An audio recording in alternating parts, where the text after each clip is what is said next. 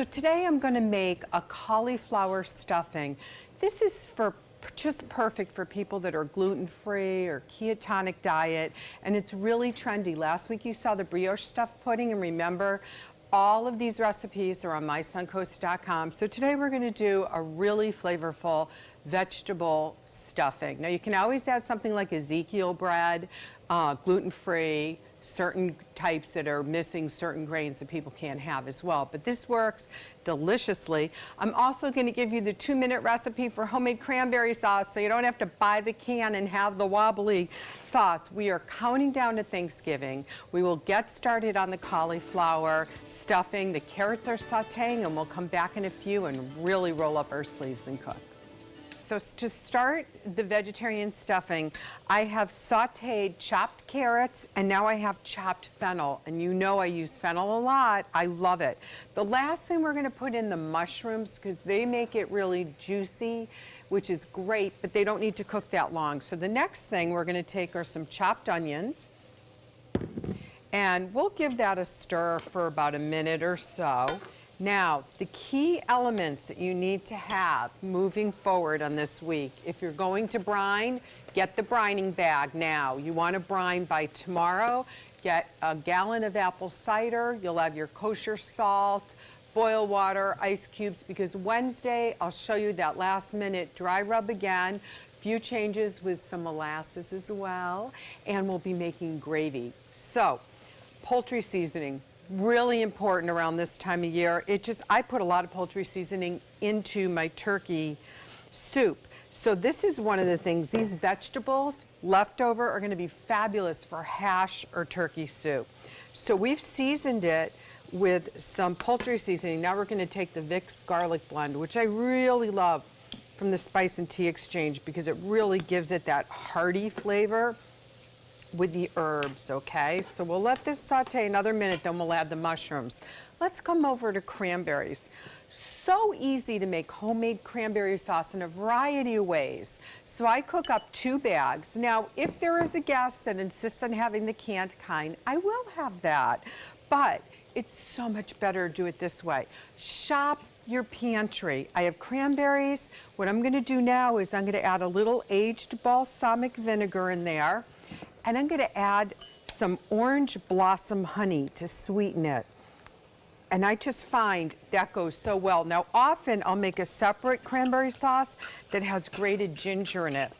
But I want to give you a couple other ideas. You'll probably be going to Yoder's this week to get your pies. You can stop in their market and get a jar of spiced peaches.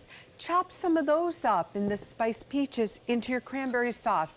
Really unique, and that spice is exactly what you want out of your cranberry sauce. A little different from using the mandarin oranges.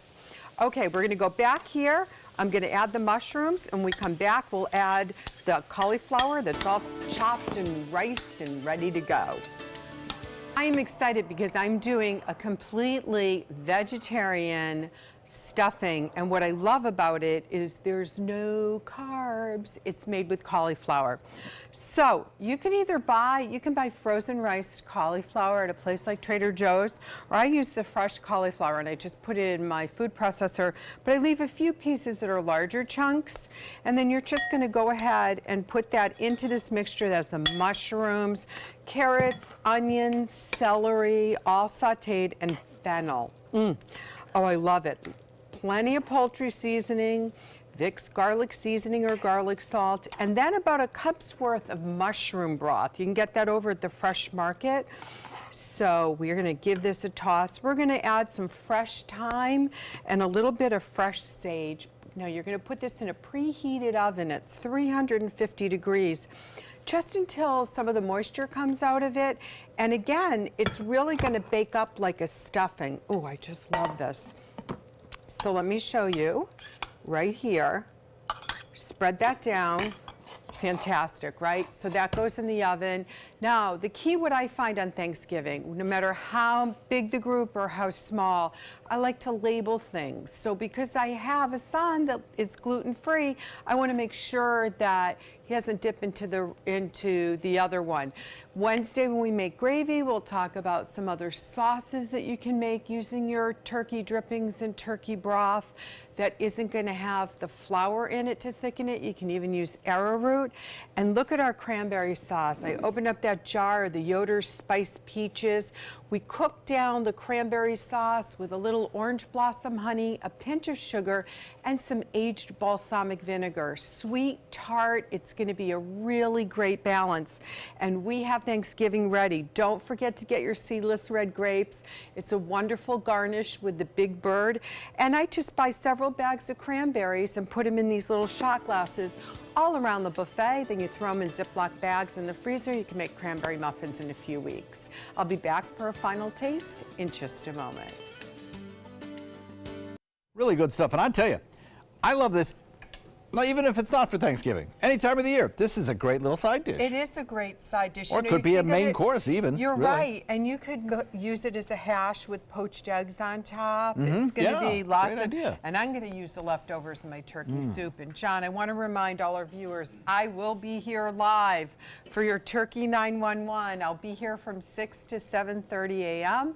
You can email us and call us, and we'll get you those last-minute tips on making lumpless gravy and how to carve your turkey. Chef Evan will be here with me as well, so we're really excited. I guess one of the first tips is take it out of the freezer, right?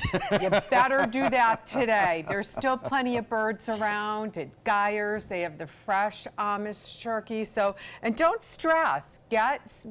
Get your list made. That's the key. And you can always order side dishes out. I've ordered 5 side dishes out, and I'm a chef. So there you go. It's a good idea. You know, it's about the people, right? It's about the people. all about the gathering. Allow yourself time to socialize. And the apple pie. Look on our website, mysuncoast.com. Click on the dining link page. All the information will be there. And don't forget, Chef Judy, Thanksgiving Day, starting at 6 a.m.